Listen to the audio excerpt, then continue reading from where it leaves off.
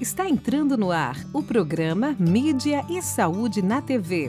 Oferecimento: Laboratório Carlos Chagas. Confiança, qualidade e agilidade. Esse é o nosso compromisso com você. Olá pessoal, boa noite. Está começando mais um Mídia e Saúde na TV. Eu sou Alder Rabelo e quero compartilhar as boas informações para a sua qualidade de vida. E no programa de hoje não será diferente. Vamos falar sobre algumas funções do fígado e as principais formas de preservar esse órgão. Sobre esse assunto, eu converso daqui a pouquinho com o médico hepatologista Écio Nascimento. Não saia daí! Programa Mídia e Saúde na TV. Pensando em alternativas para aqueles pais que não podem acompanhar seus filhos no pediatra em horários comerciais, a doutora Marielle Wolters implantou uma clínica com agendas à noite, finais de semana e feriados. Se precisar, estamos à sua disposição para melhor atender seus filhos. Clínica Doutora Marielle Wolters. A motricidade orofacial é a especialidade da fonoaudiologia que trata os músculos da face e as dificuldades para mastigar, deglutir, respirar e falar em todas as idades, melhorando a saúde e a qualidade de vida. Auxilia na respiração oral, ronco e apneia do sono, na recuperação das cirurgias faciais, disfunções da ATM, paralisia facial e estética da face. Clínica de Motricidade Orofacial, doutora Silmara Regina Pavani Sovinski, 44 30 25 5565. Na Galen, farmácia e manipulação, cuidamos de você de forma única. Nossos farmacêuticos, referências do setor magistral, preparam o seu medicamento de forma personalizada, atendendo às suas necessidades. Visite-nos e descubra uma nova abordagem para a sua saúde. Avenida Rio Branco, 55, Zona 4, Maringá. 44 30 26 49 48. WhatsApp 44 99844 2229. Programa Mídia e Saúde na TV. Pessoal, já de volta aqui com Mídia e Saúde na TV e com o nosso convidado de hoje, o médico hepatologista Écio Nascimento, com quem nós vamos conversar várias questões importantes sobre o fígado. E nesse bate-papo, nada melhor do que um especialista. Écio, boa noite, seja bem-vindo mais uma vez ao Mídia e Saúde na TV, é um prazer recebê-lo aqui. Boa noite, prazer receber. Vamos começar o bate-papo. E sempre tem bastante coisa para conversar, né, Écio? Tem bastante. Antes de entrar propriamente nas questões gerais do fígado, eu queria que você fizesse um comentário sobre a bile. E qual que é a relação fígado e bile? O que é esse elemento e qual a relação aí do fígado? É uma pergunta interessante, porque a bile é um produto do fígado muito importante para a digestão, né? A bile, ela é tipo um detergente que tem que emulsificar a gordura para ela ser absorvida. Então, sem a bile não tem digestão. E ela é essencial. E o fígado produz a bile numa quantidade muito grande. Então, para você ter uma ideia, o fígado tem de 1,5% a 2% do peso do corpo. E o fígado produz essa mesma quantidade todos os dias. Então, se você tem um fígado de 1,5 kg, o fígado vai produzir 1 litro a 1,5 litro de bile. Então, exige muito do fígado. Então, a produção de bile é uma função nobre. Senão, não tem um funcionamento intestinal. E a bile, ela é um composto, ela tem muita coisa dentro dela, né? A gente chama que a bile é uma emulsão, como é a maionese, por exemplo. Entendi. Porque lá tem água, tem gordura, tem sais minerais, tem proteína, tem sais biliares. Como é que isso tudo junta e vira uma coisa só, né? Então, ela tem essa capacidade e é uma função nobre do fígado produzir a bile. E quando a bile além dela fazer esse papel de apresentar a gordura para as enzimas do pâncreas, para o pâncreas degradar a gordura e ser absorvida, ela também tem um componente que é a bilirrubina, que vai dar a cor nas fezes. Então, aquela cor das fezes, mais acastanhada, ela é devida ao pigmento que tem na bile. Quando você tem uma parada de produção da bile, as fezes são brancas, como se fosse uma massa de vidraceiro, por exemplo. E uma parte é absorvida e vai para o sangue e dá cor na urina. Então a urina amarelinha é a bile, é um componente da bile, que é a bilirrubina. Então, assim, são funções bem interessantes, né? Então, por exemplo, muitas pessoas procuram para falar sobre evacuação. Às vezes tem uma diarreia e fala que a diarreia está amarela, a diarreia está verde. Olha, é normal, isso significa que o trânsito intestinal está muito rápido, porque a cor da bile é mesmo verde, né? Um verde amarelado, assim. Então, se você tem uma diarreia e o trânsito é muito rápido, não deu tempo de formar o pigmento marrom. Então, você vai evacuar amarelo ou esverdeado. Tem algum problema nisso? Não tem nenhum problema. Só está rápido. Só mostra que você tem a diarreia, entendeu? Certo. Então, se ela demorasse um pouco mais, ela ficaria com a cor acastanhada. Então, aquela pessoa que é obstipado crônico, que faz evacua uma vez por semana, chega quase a ser enegrecido as fezes, né? De tão marrom que ela é. Né? Significa que tem muito pigmento ali biliar que foi acumulado. Entendi. Então, em outras palavras, se eu entendi direito, o fígado ajuda a excretar, a eliminar. Não, o fígado Não, produz ele a bile. produz a bile. Produz a bile. Produz a bile. Tanto é que vem aquela expressão que a bile é amarga, né? Então fala, quando o cara pensa com bondade, ele pensa com o coração. Quando ele tá raivoso, ele pensa com o fígado, né? O fígado, é o por causa do fel, né? Fel. Mas isso não tem nada a ver, né? Isso é uma crendice popular. Uhum. E isso não tem nada a ver. É uma função nobre, a bile é extremamente importante para o órgão, né? Para o corpo humano, né? Uhum. Senão não tem vida, não tem absorção de alimento, não tem crescimento. Com certeza. Não tem... E com relação à glicose, Écio, o fígado tem uma função também nessa questão de armazenamento, alguma coisa assim nesse sentido? Tem. Você vê, a glicose é tão importante porque assim, nós temos que ter uma taxa de glicose regular no sangue, porque o cérebro utiliza a glicose como fonte de energia. Então essa é uma função nobre do fígado também, porque quando você se alimenta, se você ingerir carboidrato, você vai mantendo regularmente a função. E aí, você acumula um certo teor de carboidrato no próprio fígado.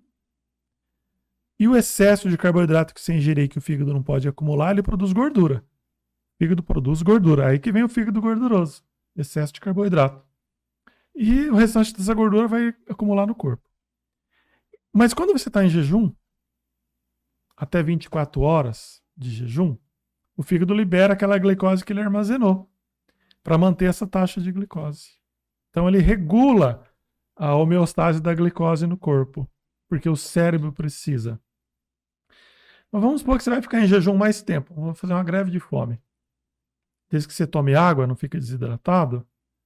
Se você fizer uma glicemia com 2 dias de jejum, com 5 dias de jejum, com 7 dias de jejum, com 10 dias de jejum, a glicemia vai estar normal. Porque o fígado faz essa regulagem. Exatamente, ele está produzindo essa glicose para o cérebro se manter. Então, essa é uma função nobre do fígado. Interessante, hein? E a questão que a gente ouve falar? Porque, por exemplo, a gente ouve muito falar assim, o cara bebeu bastante, intoxicou, tal. Isso procede, intoxica mesmo o fígado? Isso acontece, sobrecarrega? Sobrecarrega, porque o álcool vai impedir a formação da glicose. Então, esse cara que está em jejum, que tem um fígado saudável, um organismo saudável, se ele ingerir álcool, aí ele vai fazer queda da glicose. Ele vai fazer hipoglicemia. Uhum. Porque o álcool inibe a produção de glicose. A neoglicogênese, né? Que é a rota enzimática que o fígado faz para produzir glicose. Então o álcool realmente faz isso. Então ele vai fazer mais malefício naquele que está em jejum, né?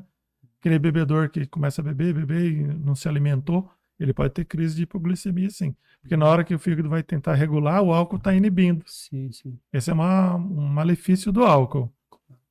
E o álcool não vira glicose. O álcool vai virar gordura. Aí também é outra causa do fígado gorduroso. Exato. O excesso de álcool produz fígado gorduroso. E com relação à desintoxicação, o fígado, ele consegue... Porque a gente fala assim, o álcool é uma forma de intoxicar o organismo, sobrecarregar. Tá, mas a alimentação e o medicamento, você comentou também, né? Tem várias formas de mas aí tem umas coisas bem interessantes. Todo órgão, agente externo, medicamento, ervas, chás, que tem algum composto ativo, quando isso é absorvido e vai para o fígado tenta de qualquer maneira eliminar essa substância. Então nós já temos um agente detox no nosso corpo, que é o fígado. O fígado é o nosso agente detox. Agente natural. Natural, ele está lá para isso. Então, você ingeriu, ele vai fazer alguma maneira de eliminar esse troço, porque ele não faz parte do seu corpo, né? Então ele vai quebrar, vai hidrolisar, vai sulfatar, ele vai fazer qualquer rota enzimática para mandar embora. Então uma parte é mandado na bile, excreta nas fezes, mas a grande maioria é mandado para a urina. E aí sai pela urina. São metabólitos dessas substâncias que você ingeriu. Mas o álcool não segue esse caminho. Porque o álcool, ele tem uma enzima específica no fígado que metaboliza o álcool. Então aí a gente brinca quando eu dou aula para os alunos assim. Então Deus programou o homem para beber, porque ele já colocou no fígado uma enzima para degradar o álcool. Olha só, né? a justificativa. Que é álcool desidrogenado. Mas na verdade não é isso. Então, assim, o álcool tem uma história aí de 5 mil anos, 10 mil anos, a primeira cerveja nos assírios, alguma coisa assim. Mas a espécie humana sempre conviveu com o álcool. E assim como todos os animais que têm fígado. Porque o intestino, o metabolismo das bactérias no intestino produz uma fermentação alcoólica em alguns lugares. E esse álcool chega no fígado. Então, o fígado já tem essa enzima para degradar esse álcool. E não é pouco, é bastante álcool. Então, quando a gente começa a ingerir álcool externo, nós já temos essa enzima lá. Olha que interessante, né? Então a gente já tem isso lá. Mas tem um limite, óbvio. Tem um limite, né? Lógico. O fígado não está preparado para qualquer quantidade, né? Exato. O que acontece é que as pessoas ultrapassam esse limite. Aí é que vem o efeito maléfico do álcool. Mas nós já temos a maquinaria lá prontinha para metabolizar o álcool. E a gente não tem para qualquer tipo de medicamento e nem para qualquer tipo de ervas, etc. Sim. Então, o detox para essas substâncias estranhas ao corpo a gente chama de xenobiótico, né? Uma coisa estranha do corpo. Mas o álcool não é. O álcool já é nosso conhecido. Já é, né? Ô, Écio, você fez um comentário recentemente que o álcool, ele prejudica todos os órgãos, né? Sim, não é só fígado. Não é só fígado. Mas assim, é possível precisar ou supor que o fígado é o mais afetado, considerando um nível exacerbado de álcool. Não estou falando de algo normal no sentido... O que a gente vê mais do álcool é a cirrose. Então é problema no fígado. Mas dependendo muito da genética de cada um, você pode ter outros efeitos antes da cirrose. Então, tipo, insuficiência cardíaca. O paciente fica com o coração fraco. Falta de ar, o coração fica grande, não consegue caminhar 100 metros, 200 metros. Então, é um problema do alcoolismo. E o outro grande problema é do sistema nervoso central e periférico. O sistema nervoso central, demência. Né? Vai destruindo células neuronais e a pessoa faz uma demência precoce. E perifericamente afeta os nervos periféricos também. Então ele faz a tal neuropatia alcoólica, que é dor bilateral em pernas, principalmente em pernas. As pessoas têm dores crônicas, não andam direito, né? Tem déficit de... Então, assim, o álcool é maléfico para várias coisas, mas principalmente fígado, coração e sistema nervoso. Écio, por exemplo, o cara tem uma gastrite lá, um refluxo, geralmente apresenta o sintoma lá, ardência, uma queimação, cálculo renal, via de regra provocador. Enfim, o fígado, quando ele já está prejudicado por algum fator ou por fatores, ele apresenta sinais evidentes? De dor? Outros sinais, não necessariamente dor. Outros sinais que denunciam que está tendo um prejuízo ali pro órgão. Não. Se a pessoa tem uma hepatite, raramente ela vai ter um sintoma. Muito raro. Então as pessoas às vezes têm uma hepatite viral, ou até ele usa álcool e está fazendo uma hepatite alcoólica.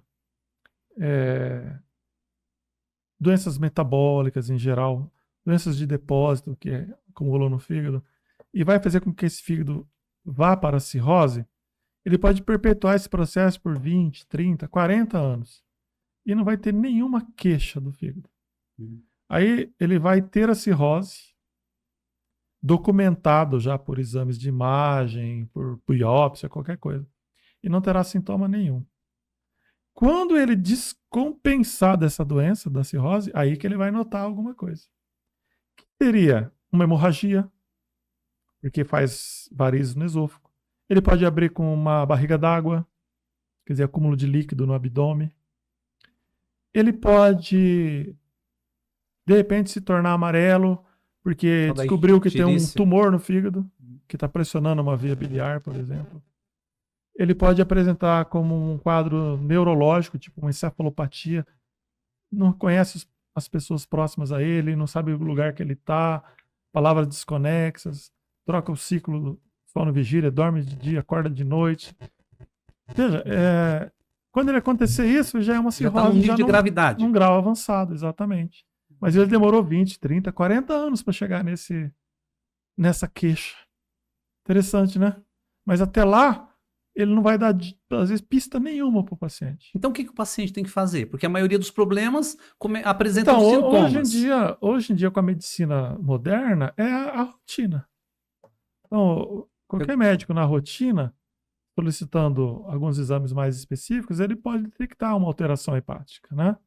Então, faz parte hoje da rotina médica você solicitar as enzimas do fígado, por exemplo, né?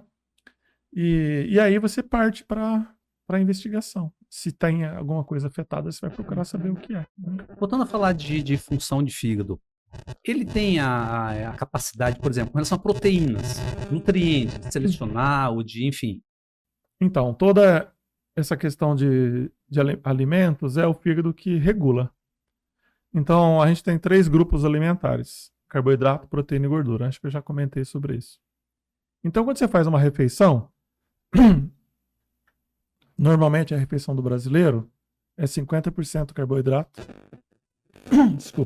20% proteína, 30% gordura.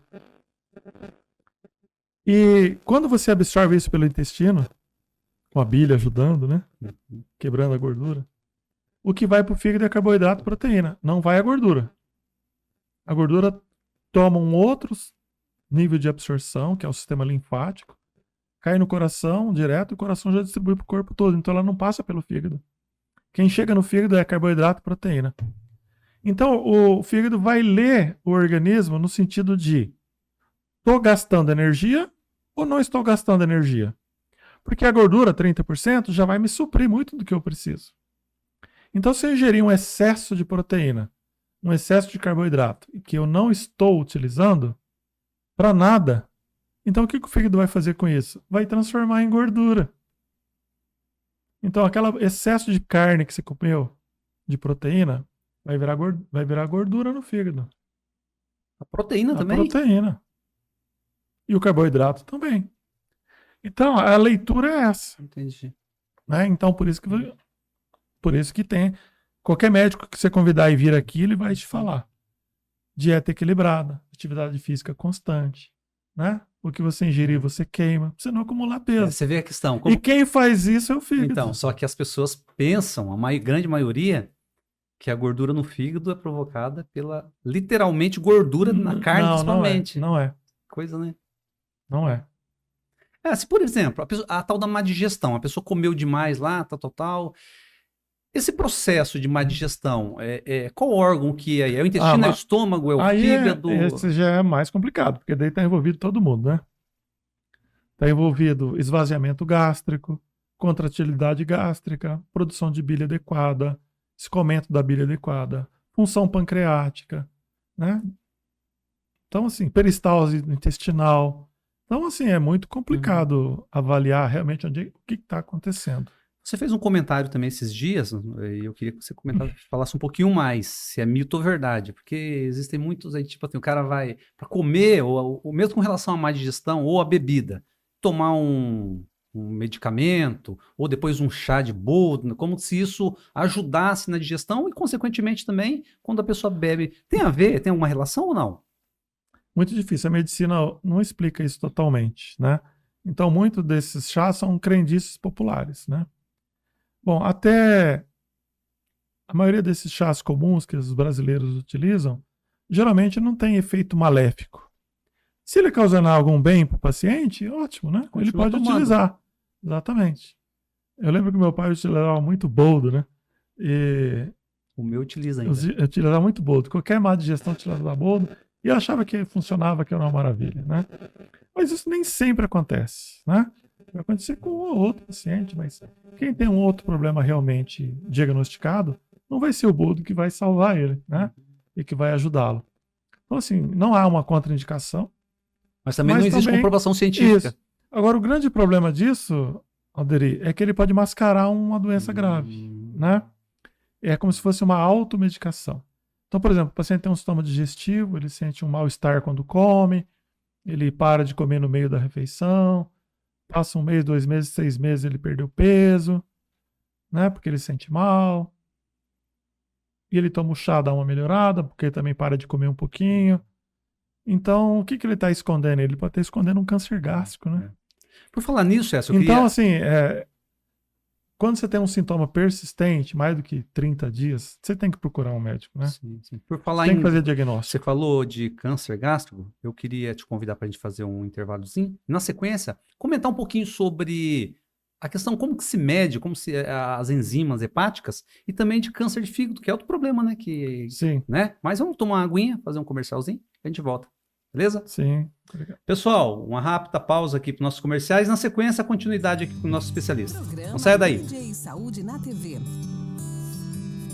Eco Maringá, clínica de imagem especializada em ultrassonografia vascular, ecocardiograma adulto, ecocardiograma infantil e ecocardiograma fetal. Eco Maringá, há 30 anos cuidando de você. Tradição e confiança na realização de ecodoppler color cardiovascular infantil e ecocardiograma fetal. Rua Luiz Gama, 500, Maringá, Paraná. Fone 44 3262 3455. Quem respira melhor, dorme melhor. Se você ronca, pode ser o início de uma doença grave, a apneia do sono. A Respirar Shop oferece um tratamento especializado com supervisão do fisioterapeuta Guilherme Munhoz, um especialista em tratar distúrbios do sono através do equipamento CPAP. Fale com a Respirar Shop pelo WhatsApp 98802-2334. A Clínica de Podologia Silvia Ferreira, com a missão de proporcionar bem-estar, conforto, saúde, autoestima e felicidade ao seu paciente, oferece o melhor para você que procura um atendimento com excelência, segurança, ambiente aconchegante e climatizado. Equipamentos e esterilização de alta tecnologia para garantir a segurança que você precisa. Serviço prestado com amor, transparência e responsabilidade para proporcionar um caminhar mais feliz. Clínica de Podologia Silvia Ferreira, 44 99774 5657, Rua Santos Dumont, 1976, Maringá. Você sabia que boa parte das tonturas, vertigens e desequilíbrios corporal pode ser tratada através da fisioterapia? Através de exercícios personalizados e individualizados ou algumas vezes através de manobras de reposicionamento de cristais que se deslocaram dos canais, o labirinto.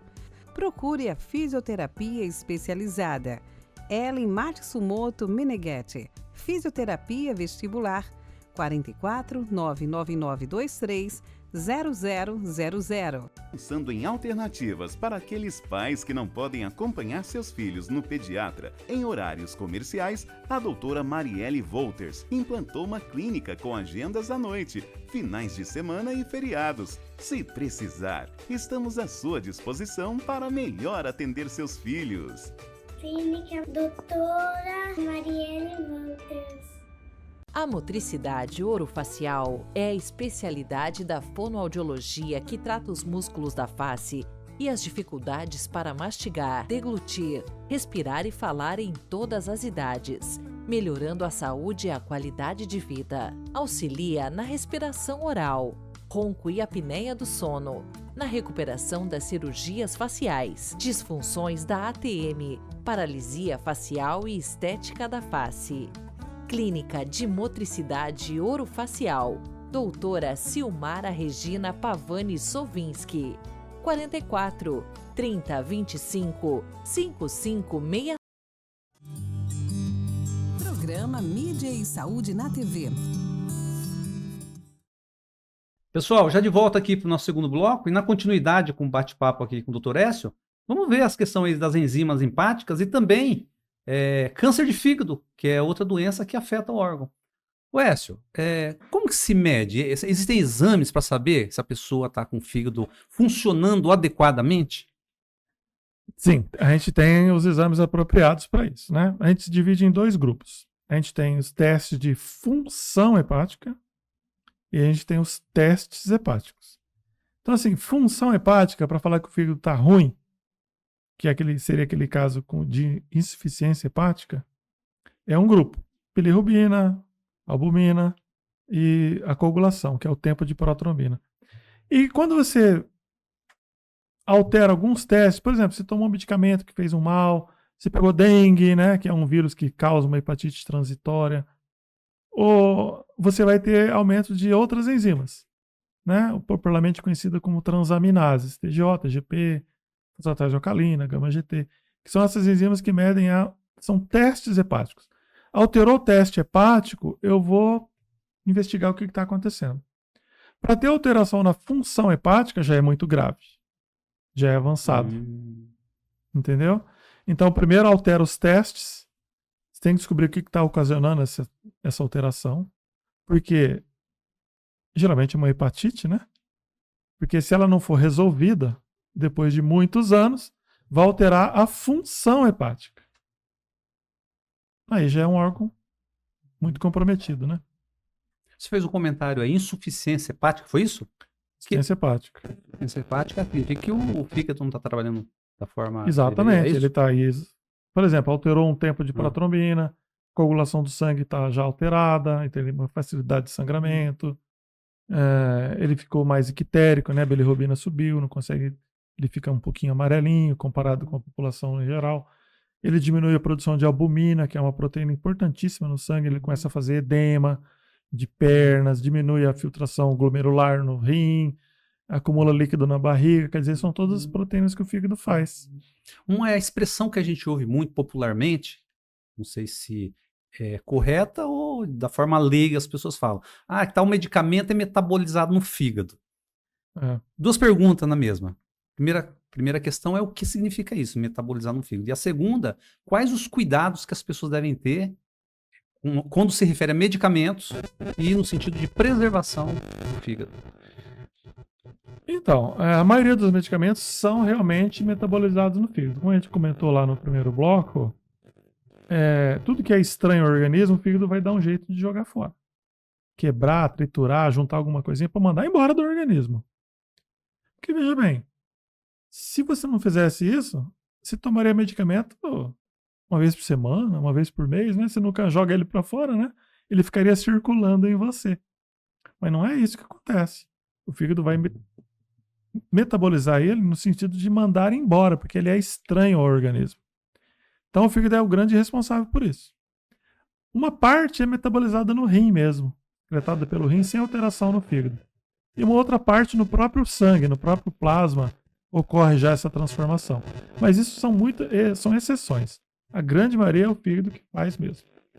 Então, a gente fala de detoxificação. É o nosso órgão detox. O fígado, o Écio, ele também... Então, é melhor do que um suco verde. Melhor que o suco verde? Melhor, né? Porque a gente ouve ele já é o aí, detox, né? É o detox, né? Mas tem que estar saudável, né? Sim, lógico. E com relação a tumores, o fígado é um órgão que facilmente... Então, a gente classifica os tumores de fígado em 2 tipos. Os primários do fígado, que só dão no fígado. E aqueles que são metástases, né? Espalha. Então, grande parte dos cânceres do trato digestivo, de pâncreas, de intestino, de estômago, a primeira metástase é no fígado, por causa da drenagem, né? Tudo que passa por esses órgãos vai para o fígado. Então é muito comum esses tumores serem descobertos porque no ultrassom, na tomografia, alguém viu um nódulo no fígado. Então ele pode ser uma metástase. Mas tem outros tipos, né? Pulmão, mama, principalmente, pode dar também metástase para o fígado. Mas o câncer primário do fígado, ele é aquele docirrótico. Então, a incidência é 1 a 4% ao ano. Então, é um índice muito alto de câncer de fígado na população cirrótica.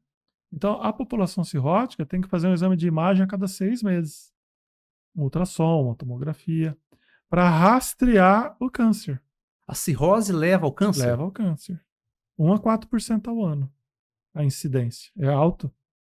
Então, quanto mais ele viver, maior a chance dele apresentar um tumor.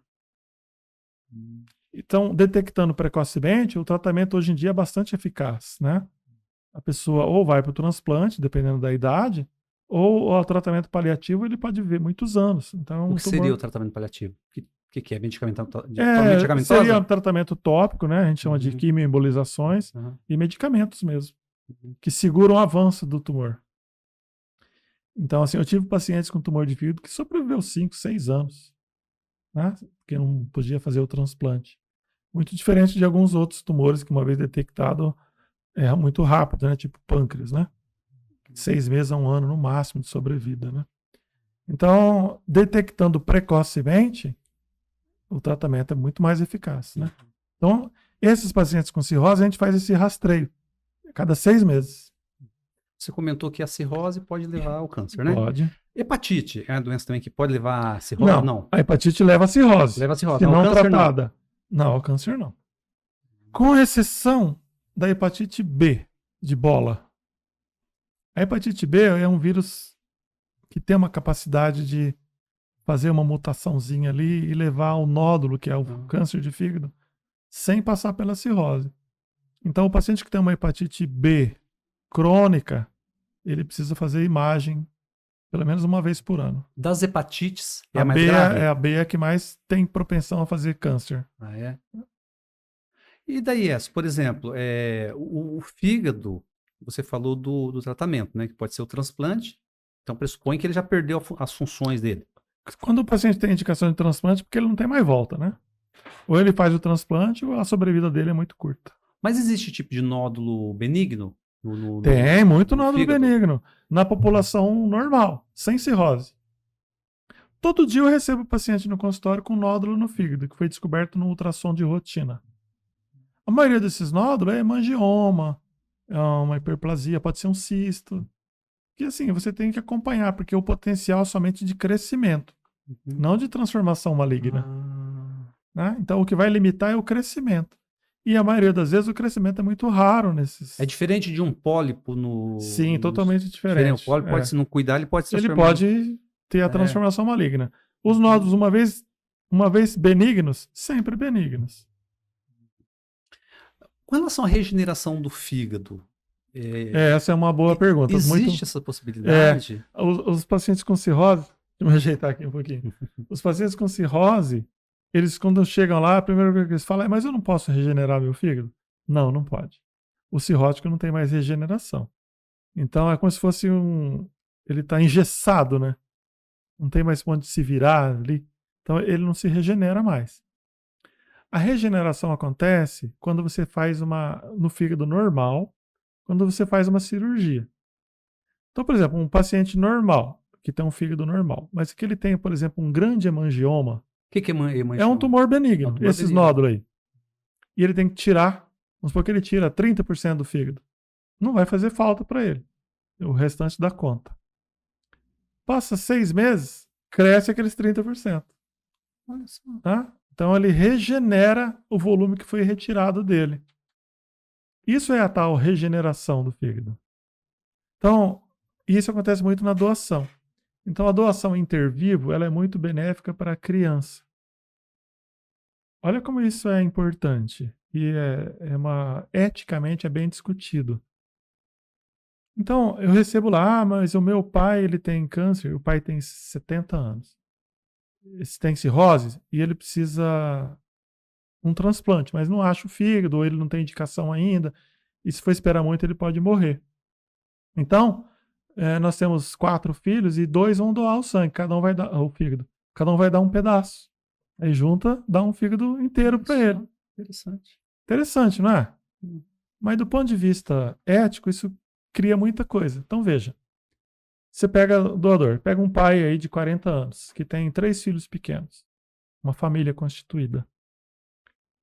Quando ele for doar essa parte do fígado para o pai dele, ele tem uma chance de 1 a 2% de ir a óbito. E se esse doador for a óbito?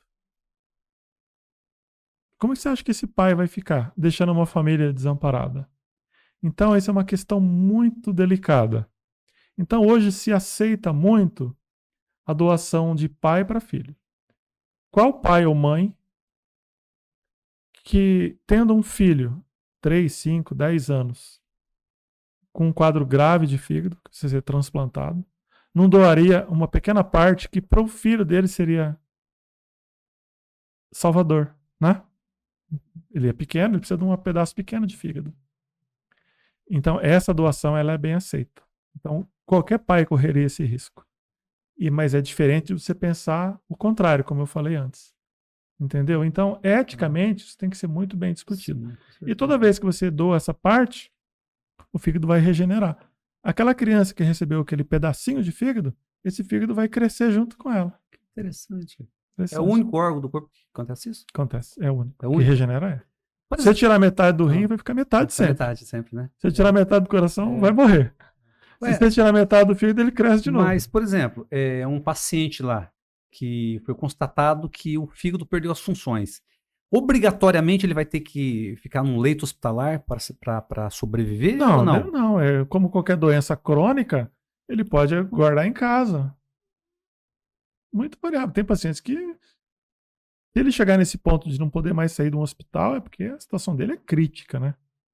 Grande parte dos pacientes que vão para transplante, eles estão em casa. Né? Ele não vai no moribundo fazer um transplante. Esse paciente não vai sobreviver ao transplante. Então, a indicação do transplante tem que ser numa fase que o paciente vai sair bem na cirurgia. Tem muitos critérios para Tem muitos critérios para você alocar para transplante. É alto índice de pacientes aí na fila de transplante? Não, hoje em dia, assim, o Paraná eu acho que é o estado brasileiro que mais regulariza e capta órgãos. Então, a fila, né, ou a demanda, ela diminuiu muito na pandemia de Covid, né? E agora está voltando aos índices pré-Covid.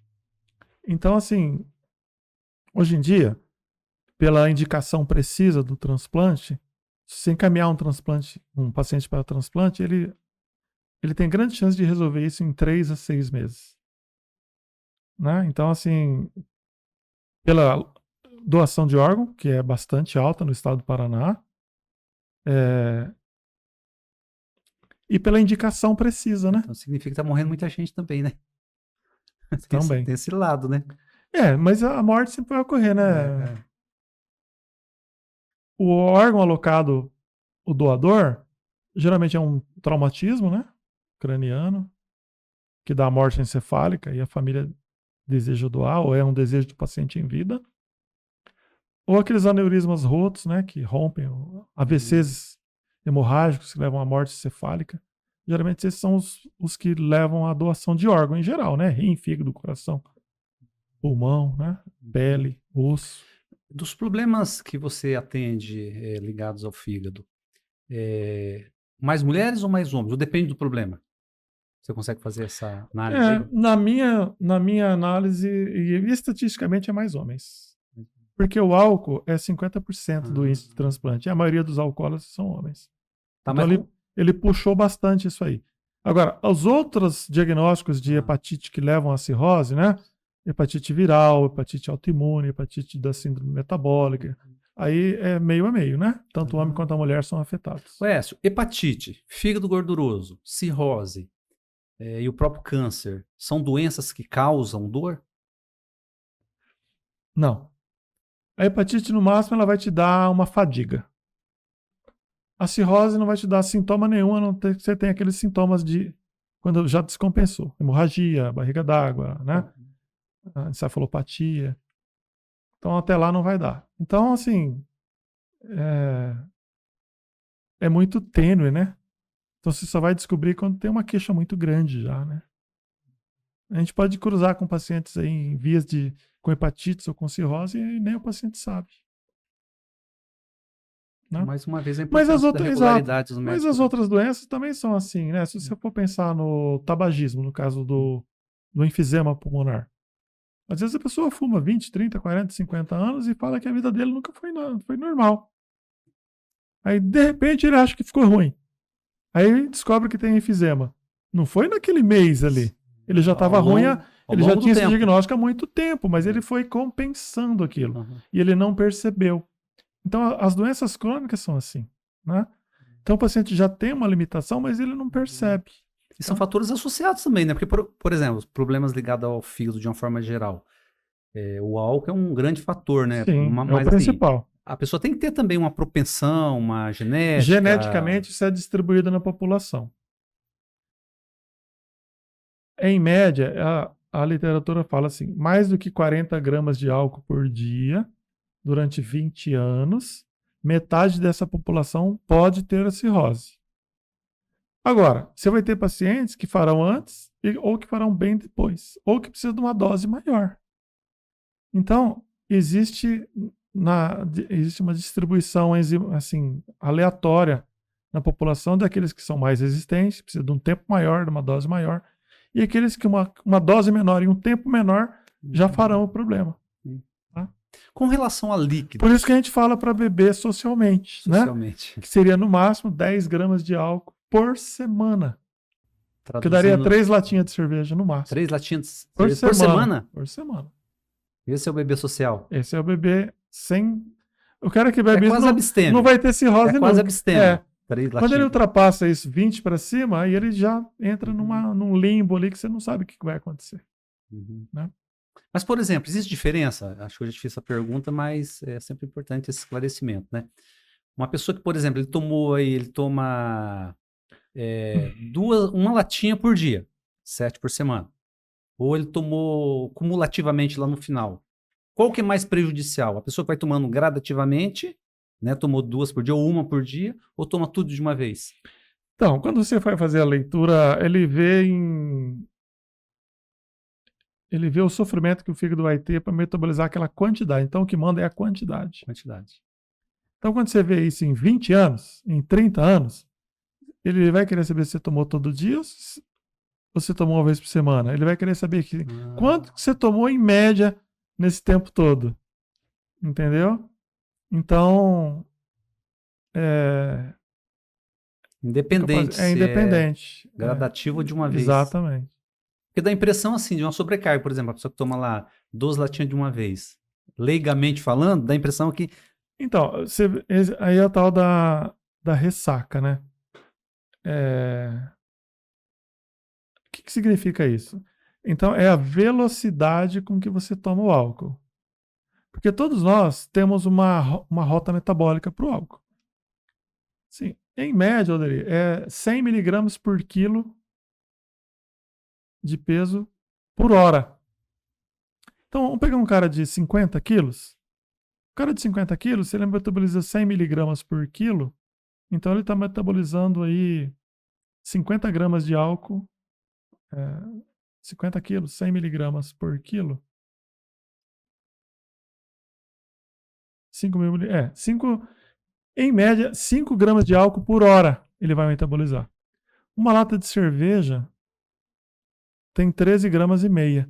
Então, quando ele tomar uma lata de cerveja, ele vai demorar 2 horas e meia para metabolizar aquelas 13 gramas e meia. Se ele ingere muito rápido, uma quantidade muito grande, ele só vai metabolizar 100 miligramas por quilo. Então, às vezes, ele parou de beber 8 da noite, ele vai metabolizar esse álcool até o outro dia, 8 da noite do outro dia.